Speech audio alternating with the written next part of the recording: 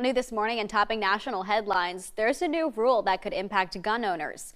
The U.S. Justice Department announced one of the largest expansions of background checks since the Brady Act almost 3 decades ago. News 13's Hannah Huffsticler is live in studio with us this morning with details on what you can expect from the new rule. Hannah, good morning.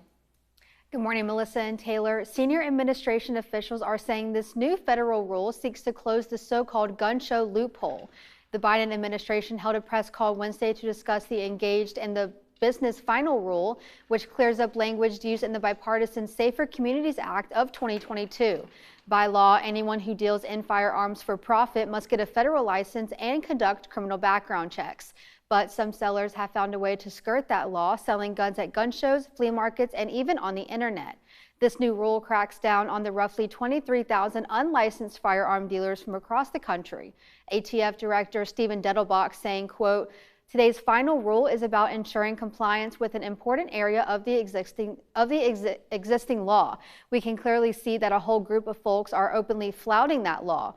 That leads to not just unfair, but in this case, dangerous consequences." The ATF estimates the number of Americans who get guns from unlicensed dealers is around 22%, but that does not mean every sale from a gun show or private sale is illegal. Coming up in our next half hour, I'll explain the safeguards built into the rule. In the studio, Hannah Huffsticler, News 13.